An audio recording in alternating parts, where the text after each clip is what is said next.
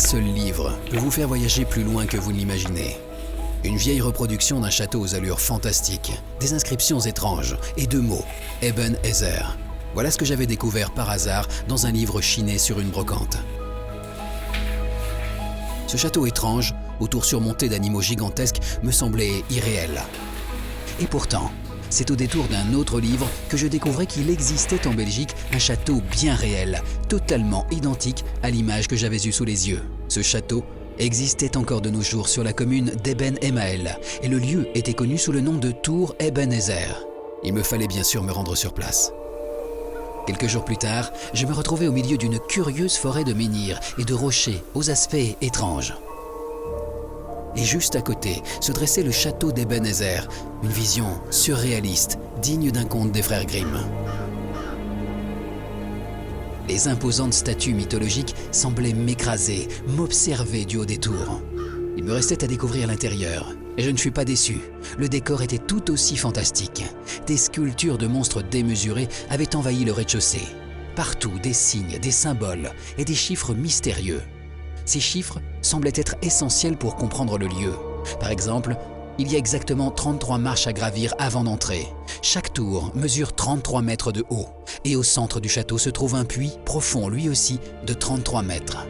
Mais qui a pu bâtir ce château et pour quelle raison? Sur place, je découvrais que l'intégralité du monument fut pensée et conçue par un seul homme, Robert Garcet. Un personnage étonnant, un modeste artisan tailleur de pierre qui en 1949, après avoir étudié les textes de l'Apocalypse de Saint Jean, se mit à ériger un château à cet endroit qu'il définissait comme étant une borne pour l'humanité. Rien dans la construction ne fut laissé au hasard. Les nombres ésotériques ou mystiques, comme 666, furent à la base même de l'édifice. Au départ, il se laisse quand même guider par des chiffres qui sont des chiffres qu'il va chercher dans l'Apocalypse, qu'il va chercher dans les livres sacrés des Indiens, des Hindous, etc. Il se dit, mais si ces chiffres-là apparaissent quelque part, c'est que ça veut dire quelque chose. Donc, je vais essayer de les analyser. À force d'analyse, de comparaison avec les dates importantes de l'histoire de l'humanité, Robert Garcet aurait fini par comprendre qu'il existait un cycle de civilisation. Les prophéties, l'Apocalypse, révéleraient la naissance mais aussi la fin de notre propre civilisation. Eben Ezer garderait donc le secret et surtout les clés pour découvrir l'avenir de l'humanité.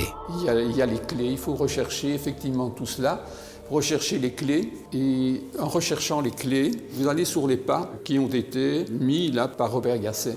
Robert Garcet, c'est un homme qui s'est construit comme tout homme. Un homme qui nous a laissé un message et dont la volonté était peut-être de nous avertir sur les véritables folies de l'humanité.